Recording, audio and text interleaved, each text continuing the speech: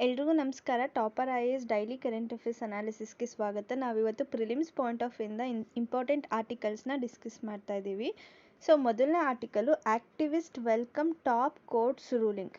So ಈ ಒಂದು article ಏನನ್ನ ಡೀಲ್ ಮಾಡ್ತಿದೆ ಅಂದರೆ ಪಬ್ಲಿಕ್ ಡಿಸ್ಟ್ರಿಬ್ಯೂಷನ್ ಸಿಸ್ಟಮ್ ಬಗ್ಗೆ ಈ ಒಂದು ಆರ್ಟಿಕಲ್ ಮಾತಾಡ್ತಿದೆ. ಸೊ ಅಂದರೆ ರೇಷನ್ ಕಾರ್ಡ್ ಕೋಟಾನ ಏನು ಸ್ಟೇಟ್ಸಿಗೆ ಅಲೋಕೇಟ್ ಮಾಡಿದ್ದಾರೆ, ಸೊ ಅದು ಆಲ್ರೆಡಿ ಖಾಲಿ ಆಗುವಂಥ ಸ್ಟೇಜಲ್ಲಿದೆ. ಅಂದರೆ 5% ಕೋಟಾ ಮಾತ್ರ ಉಳ್ಕೊಂಡಿದೆ. ಅದು ಎಸ್ಪೆಷಲಿ 29 ಸ್ಟೇಟ್ಸಲ್ಲಿ 22 ಸ್ಟೇಟ್ಸನ್ನ ಕನ್ಸಿಡರ್ ಮಾಡಿದ್ರೆ ಅಲ್ಲಿ 5% ಮಾತ್ರ ರೇಷನ್ ಕಾರ್ಡ್ ಹೋಲ್ಡರ್ಸಿಗೆ ಡಿಸ್ಟ್ರಿಬ್ಯೂಟ್ ಮಾಡೋದಕ್ಕೆ ರೇಷನ್ಸು ಉಳ್ಕೊಂಡಿದೆ. ಸೊ ಇದ್ರ ಬಗ್ಗೆ ಈ ಒಂದು ಆರ್ಟಿಕಲಲ್ಲಿ ಡಿಸ್ಕಸ್ ಮಾಡ್ತಿದ್ದಾರೆ. ಸೊ ಸ್ಟೇಟ್ ವೈಸ್ ಕೋಟಾಸ್ನ ಯಾರು ಅಲೋಕೇಟ್ ಮಾಡ್ತಾರೆ ಅಂದರೆ NFSA ಇಂದ ಅಲೋಕೇಟ್ ಮಾಡಿರ್ತಾರಲ್ವ ಪ್ರತಿ ಸ್ಟೇಟ್ಸಿಗೂ ಇಷ್ಟ ಅಂತ. ಸೊ ಇದು ಖಾಲಿ ಆಗ್ತಿದೆ. ಏನಕ್ಕೋಸ್ಕರ ಅಂದರೆ ಈ ಒಂದು ಎಸ್ಟಿಮೇಟ್ ಮಾಡೋವಂಥ ಪ್ರೊಸೆಸ್ ಏನಿದೆ ಅದರಲ್ಲೇ ಪ್ರಾಬ್ಲಮ್ ಇದೆ. ಯಾಕಂದರೆ 2011 ಸೆನ್ಸಸ್ಸನ್ನು ಕನ್ಸಿಡರ್ ಮಾಡಿಕೊಂಡು ಆ ಒಂದು ಸೆನ್ಸಸ್ ಡಾಟಾನ ಯೂಸ್ ಮಾಡಿಕೊಂಡು ಈ ಒಂದು ರೇಷನ್ಸ್ನ ಅಲೋಕೇಟ್ ಮಾಡಿದ್ದಾರೆ. ಬಟ್ ಆದರೆ 2011ಗೂ 2021ಗೂ ತುಂಬ ಡಿಫ್ರೆನ್ಸ್ ಇದೆ. ಸೊ ಪಾಪ್ಯುಲೇಷನ್ ತುಂಬ ಜಾಸ್ತಿ ಆಗಿರೋದ್ರಿಂದ ಆ ಒಂದು ಸೆನ್ಸಸ್ ಡಾಟಾನ ಯೂಸ್ ಮಾಡಿರೋದ್ರಿಂದ ಅದು ಇನ್ಎಫೆಕ್ಟಿವ್ ಆಗಿ ವರ್ಕ್ ಆಗ್ತಿದೆ. ಸೊ ಕರೆಂಟ್ ಪಾಪ್ಯುಲೇಷನ್ನ ನಾವು ಕನ್ಸಿಡರ್ ಮಾಡಿದ್ರೆ 139 ಕ್ರೋರ್ ಪಾಪ್ಯುಲೇಷನ್ ಇದೆ. ಸೊ ಅದರಲ್ಲಿ 93 ಕ್ರೋರ್ ಪೀಪಲ್ಸಿಗನ್ನ ನಾವು ರೇಷನ್ ಕಾರ್ಡ್ ಕೋಟಾ ಅಂಡರಲ್ಲಿ ಅವರಿಗೆ ರೇಷನ್ಸ್ನ ಡಿಸ್ಟ್ರಿಬ್ಯೂಟ್ ಮಾಡ್ತಿದ್ದೀವಿ. ಸೊ ಡಿಸ್ಟ್ರಿಬ್ಯೂಟ್ ಮಾಡಬೇಕು. ಆದರೆ ಈ ಒಂದು ಎಸ್ಟಿಮೇಟ್ ಪ್ರಕಾರ ಏನಿದೆ ಅಂದರೆ 80 ಕ್ರೋರ್ ಪೀಪಲ್ಗೆ ನಾವು ಡಿಸ್ಟ್ರಿಬ್ಯೂಟ್ ಮಾಡಬೇಕು ಅಂತ ಹೇಳಿದೆ. ಸೊ ಹಾಗಾಗಿ ಇಲ್ಲಿ 13 ಕ್ರೋರ್ ಪೀಪಲ್ಸು ಮಿಸ್ ಆಗಿರೋದ್ರಿಂದ ಈ ಒಂದು ರೇಷನ್ ಡಿಸ್ಟ್ರಿಬ್ಯೂಷನ್ ಸಿಸ್ಟಮಲ್ಲಿ ಕರೆಕ್ಟಾಗಿ ಅಕೌಂಟಬಿಲಿಟಿ ಮೇಂಟೈನ್ ಆಗಿಲ್ಲ ಅಂತಲೇ ಹೇಳ್ಬೋದು.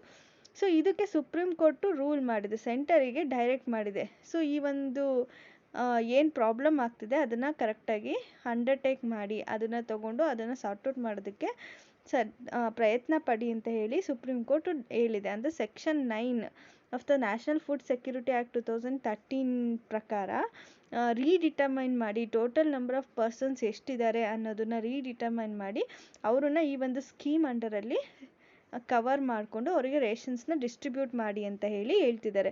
ಸೊ ರೂರಲ್ ಮತ್ತು ಅರ್ಬನ್ ಏರಿಯಾಸಲ್ಲಿ ಪ್ರತಿಯೊಂದು ಸ್ಟೇಟಲ್ಲೂ ಎಷ್ಟು ಜನ ಇದ್ದಾರೆ, ಎಷ್ಟು ಜನಕ್ಕೆ ರೇಷನ್ ಕೊಡಬೇಕು ಅನ್ನೋದನ್ನು ಕನ್ಸಿಡರ್ ಮಾಡಿ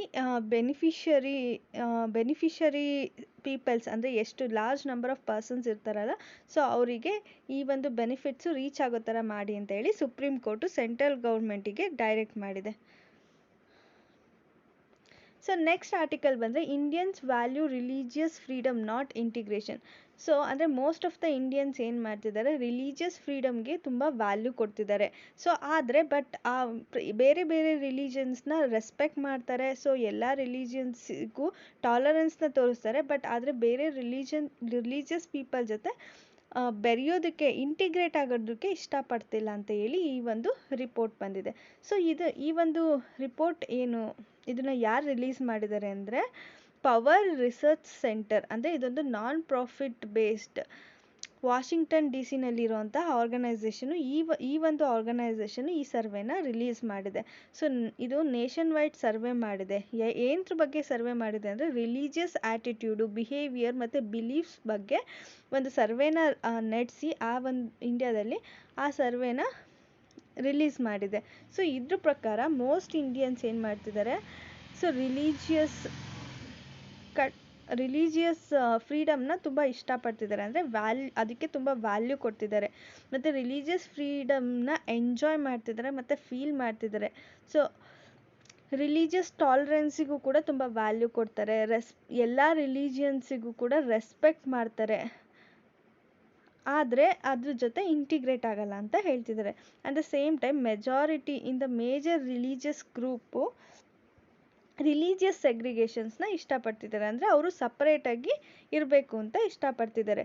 ಸೊ ಅಂದರೆ ಫ್ರೀಡಮ್ನ ರೆಸ್ಪೆಕ್ಟ್ ಮಾಡ್ತಾರೆ, ಟಾಲರೆನ್ಸ್ ಮಾಡ್ತಾರೆ. ಅಂದರೆ ಪ್ರತಿಯೊಂದು ರಿಲಿಜಿಯನ್ಸ್ನು ಒಂದೇ ರೀತಿ ನೋಡ್ತಾರೆ, ಎಲ್ಲ ರಿಲಿಜಿಯನ್ಸಿಗೂ ರೆಸ್ಪೆಕ್ಟ್ ಕೊಡ್ತಾರೆ, ರಿಲಿಜಿಯಸ್ ಫ್ರೀಡಮ್ಸ್ನ ಇಷ್ಟಪಡ್ತಾರೆ. ಆದರೆ ರಿಲಿಜಿಯಸ್ ಸೆಗ್ರಿಗೇಷನ್ಸ್ಗೆ ಅವರು ಪ್ರಿಫರೆನ್ಸ್ ಮಾಡ್ತಾರೆ. ಸೊ ಬೇರೆ ಬೇರೆ ರಿಲಿಜಿಯಸ್ಸು ಇಂಟಿಗ್ರೇಟ್ ಆಗಿ ಇರೋದಕ್ಕೆ ಇಷ್ಟಪಡಲ್ಲ ಅಂತಲೇ ಹೇಳ್ತಿದ್ದಾರೆ. 91% ಆಫ್ ಹಿಂದೂಸು ರಿಲಿಜಿಯಸ್ ಫ್ರೀಡಮ್ ಬೇಕು ಅಂತ ಹೇಳಿ ಬಯಸ್ತಾರೆ. ಅದರಲ್ಲಿ 85% ಎಲ್ಲ ರಿಲಿಜಿಯನ್ಸಿಗೂ ರೆಸ್ಪೆಕ್ಟ್ ಕೊಡ್ತಾರೆ. ಮತ್ತು ಅದ್ರ ಜೊತೆಗೆ ನಾವು ಟ್ರೂಲಿ ಇಂಡಿಯನ್ ಅಂದರೆ ನಾವು ಒಬ್ಬ ಭಾರತೀಯ ಸತ್ವವನ್ನು ಹೊಂದಿರೋ, ಅಂದರೆ ನಮ್ಮ ಭಾರತದ ಪ್ರಜೆ ಆಗಿರಬೇಕು ಅಂದರೆ ನಾವು ಪ್ರತಿಯೊಂದು ರಿಲಿಜನ್ಸಿಗೂ ರೆಸ್ಪೆಕ್ಟ್ ಕೊಡಬೇಕು, ಅಂದರೆ ಅದು ಒಂದು ವ್ಯಾಲ್ಯೂ ಕೊಡಬೇಕು ಅನ್ನೋ ಒಂದು ಥಾಟನ್ನು ಕೂಡ ಇಂಡಿಯನ್ಸು ಉಳಿಸ್ಕೊಂಡಿದ್ದಾರೆ ಅಂತ ಹೇಳ್ತಿದ್ದಾರೆ. ಆ್ಯಂಡ್ ಆಲ್ಸೋ ಮೋಸ್ಟ್ ಹಿಂದೂಸ್ ಅಂದರೆ ರಿಲಿಜಿಯಸ್ ಟಾಲರೆನ್ಸ್ನ ಬಯಸ್ತಿದ್ದಾರೆ. So civic virtue, so if in case ನಾವೇನಾದರೂ ರಿಲಿಜಿಯಸ್ ಟಾಲರೆನ್ಸ್ನ ಹೊಂದಿಲ್ಲ ಅಂದರೆ ಇದೊಂದು ಸಿವಿಲಿಯನ್ ಆ್ಯಟಿಟ್ಯೂಡ್ ಅಲ್ಲ ಅನ್ನೋದನ್ನು ಇವರು ಹೇಳ್ತಿದ್ದಾರೆ. 80% ಆಫ್ ದೆಮ್ ಈ ಇಂಟಿಗ್ರಲ್ ಆಸ್ಪೆಕ್ಟ್ ಆಫ್ ನ ಅಪೋಸ್ ಮಾಡ್ತಿದ್ದಾರೆ. ಅಂದರೆ ಹಿಂದೂ ಆಗಿದ್ರು ಕೂಡ ಸೊ ಅವರು ಬೇರೆ ಧರ್ಮದ ಜೊತೆ ಬೆರೆಯೋದಕ್ಕೆ ಇಷ್ಟಪಡಲ್ಲ, but they will respect all the religion, ಆದರೆ ಬೇರೆ ರಿಲಿಜನ್ ಜೊತೆ ಸೇರಿ ಇರೋದಿಲ್ಲ ಅಂತ ಹೇಳಿ ಈ ಒಂದು ಸರ್ವೆನಲ್ಲಿ ಹೇಳ್ತಿದ್ದಾರೆ. So other religious show similar number of freedom of religion and religious tolerance. So ಇದೇ ಥರ ಇಲ್ಲಿ ಏನು ನಾವು ಎಕ್ಸಾಂಪಲ್ ತೊಗೊಂಡು ಹೇಳಿದ್ದೀವಿ ಹಿಂದೂ ರಿಲಿಜನ್ ಅಂತ, ಇದೇ ಥರ ಎಲ್ಲ ರಿಲಿಜನ್ಸಲ್ಲೂ ಕೂಡ ಇದೇ ಥರ. ಸೊ ಈ ಒಂದು ಪ್ರತಿಯೊಂದು ರಿಲಿಜನ್ಸ್ಗೂ ರೆಸ್ಪೆಕ್ಟ್ ಮಾಡೋದು, ಟಾಲರೇಟ್ ಮಾಡೋದು ಅದು ಆ ಒಂದು ರಿಲಿಜನ್ಸ್ದು ಇಂಟಿಗ್ರಲ್ ಪಾರ್ಟ್ ಅಂತಲೇ ಅವರು ಹೇಳ್ತಿದ್ದಾರೆ. ಮೆಜಾರಿಟಿ ಆಫ್ ದ ಫೇತ್ಸ್ ಏನು ಸ್ಕೋರ್ ಮಾಡಿದೆ ಅಂದರೆ ಈ ಒಂದು ರಿಲಿಜಿಯನ್ಸ್ ವಿಷಯ ತಗೊಂಡಾಗ ಯಾವ ಒಂದು ಸೆಕ್ಟರು ತುಂಬ ಕಡಿಮೆ ಸ್ಕೋರ್ ಮಾಡಿದೆ ಅಂದರೆ, example composition of friend circle. So ಅಂದರೆ ಫ್ರೆಂಡ್ ಸರ್ಕಲಲ್ಲಿರ್ಬೋದು, ಇಲ್ಲಾಂದರೆ ಸ್ಟಾಪಿಂಗ್ ಇಂಟರ್ ರಿಲಿಜಿಯಸ್ ಮ್ಯಾರೇಜಸ್ ಇರ್ಬೋದು, willingness to accept people of other religions as a neighbour. So ಈ ಒಂದು ವಿಷಯದಲ್ಲಿ ಇದು ತುಂಬ ಕಡಿಮೆ ಸ್ಕೋರ್ ಮಾಡಿದ್ದಾರೆ ಅಂತ ಹೇಳ್ಬೋದು. So these are the facts. So ಇದೊಂದು ಕೆಲವೊಂದು ಫ್ಯಾಕ್ಟ್ಸ್ ಇದೆ, ನೀವು you can go through it. Next article ಬಂದರೆ Pradhan Mantri formalisation of micro food processing enterprise scheme. So ಈ ಒಂದು ಸ್ಕೀಮ್ ಆತ್ಮನಿರ್ಭರ್ ಭಾರತ್ ಅಭಿಯಾನ್ ಅಂಡರಲ್ಲಿ ತೊಗೊಂಡು ಬಂದಿರೋದು. ಸೊ ಇದು ಒನ್ ಇಯರ್ ಕಂಪ್ಲೀಟ್ ಆಗಿದೆ. ಸೊ ಹಾಗಾಗಿ ಇದು ನ್ಯೂಸಲ್ಲಿದೆ. ಇದರಲ್ಲಿ ಸೀಡ್ ಕ್ಯಾಪಿಟಲ್ ಎಷ್ಟಿರಬೇಕು ಅಂದರೆ ₹25.25 crore ಈ ಒಂದು ಸೀಡ್ ಕ್ಯಾಪಿಟಲ್ನ ಡಿಸ್ಪರ್ಸ್ ಮಾಡಿದ್ದಾರೆ ಸ್ಟೇಟ್ ರೂರಲ್ ಲೈವ್ಲಿಹುಡ್ ಮಿಷನ್ನಿಗೆ ಈ ಒಂದು ಸ್ಕೀಮ್ ಅಂಡರಲ್ಲಿ. ಸೊ 1 ಡಿಸ್ಟಿಕ್ 1 ಪ್ರಾಡಕ್ಟ್ ಸ್ಕೀಮ್ ಅಂಡರಲ್ಲಿ 707 ಡಿಸ್ಟಿಕಲ್ಲಿ ಅಪ್ರೂವ್ ಮಾಡಿದ್ದಾರೆ. So for 35 states and UTs. ಇದರಲ್ಲಿ 55 ಕಾಮನ್ ಇನ್ಕ್ಯುಬೇಷನ್ ಸೆಂಟರ್ನ ಅಪ್ರೂವ್ ಮಾಡಿದ್ದಾರೆ 17 ಸ್ಟೇಟ್ಸ್ ಅಥವಾ UTCಗೆ.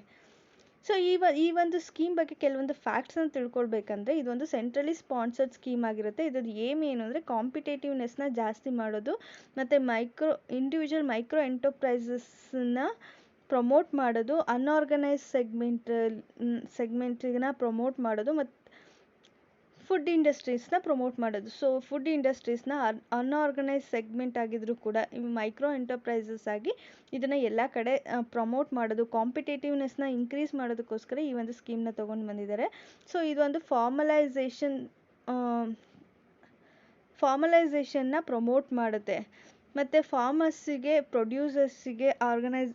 ಪ್ರೊಡ್ಯೂಸರ್ ಆರ್ಗನೈಸೇಷನ್ಗೆ, ಸೆಲ್ಫ್ ಹೆಲ್ಪ್ ಗ್ರೂಪ್ಸಿಗೆ, ಪ್ರೊಡ್ಯೂಸರ್ ಕಾರ್ಪೊರೇಟಿವ್ಸ್ಗೆ ಇದು ಪ್ರಮೋಟ್ ಮಾಡುತ್ತೆ along their entire value chain. So ಅದು ಎಂಟೈರ್ ವ್ಯಾಲ್ಯೂ ಚೈನಲ್ಲಿ ಪ್ರತಿಯೊಬ್ಬರಿಗೂ, ಈಗ ಫಾರ್ಮರ್ಸಿಗೆ ಇರ್ಬೋದು, ಪ್ರೊಡ್ಯೂಸರ್ ಆರ್ಗನೈಸೇಷನ್ಸ್ ಇರ್ಬೋದು, ಮತ್ತು ಸೆಲ್ಫ್ ಹೆಲ್ಪ್ ಗ್ರೂಪ್ ಇರ್ಬೋದು, ಪ್ರೊಡ್ಯೂಸರ್ ಕಾರ್ಪೊರೇಟಿವ್ಸ್ ಇರ್ಬೋದು, ಅವ್ರಿಗೆ ಥ್ರೂಔಟ್ ದೇರ್ ವ್ಯಾಲ್ಯೂ ಚೈನು ಎಲ್ರಿಗೂ ಈ ಸಪೋರ್ಟ್ ಮಾಡೋದಕ್ಕೋಸ್ಕರ ಈ ಒಂದು PMFME ಸ್ಕೀಮ್ನ ತೊಗೊಂಡು ಬಂದಿದ್ದಾರೆ.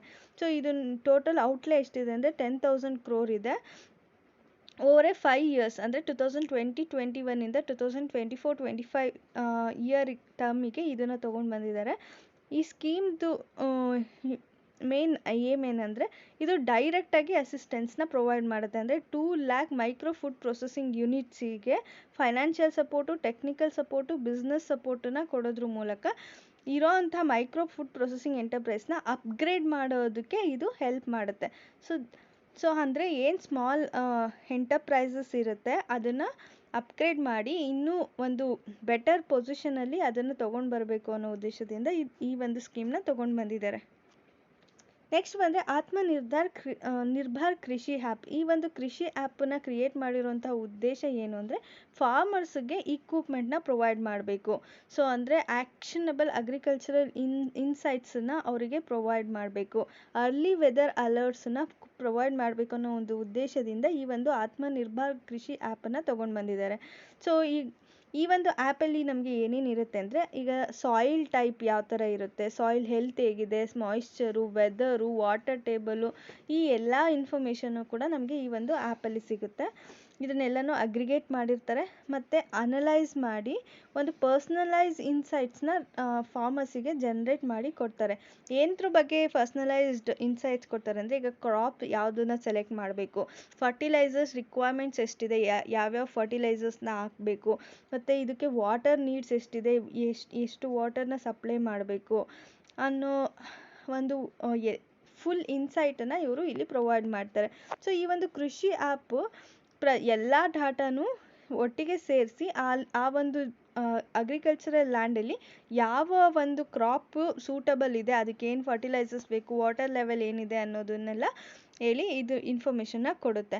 ಸೊ ಈ ಒಂದು ಇನ್ಫಾರ್ಮೇಷನ್ನ ಕೊಡೋದಕ್ಕೆ ಗೌರ್ಮೆಂಟ್ ಆಫ್ ಇಂಡಿಯಾ ಜೊತೆ ಯಾವ್ಯಾವ ಡಿಪಾರ್ಟ್ಮೆಂಟು ಸೇರಿಕೊಂಡಿದೆ ಅಂದರೆ, Indian meteorological department, Indian space research organisation, national water informatic centres ಮತ್ತು ಅದರ್ ಏಜೆನ್ಸೀಸು ಸೇರಿಕೊಂಡು ಈ ಒಂದು ಆತ್ಮನಿರ್ಭರ್ ಕೃಷಿ ಆ್ಯಪನ್ನು ಡೆವಲಪ್ ಮಾಡಿದ್ದಾರೆ.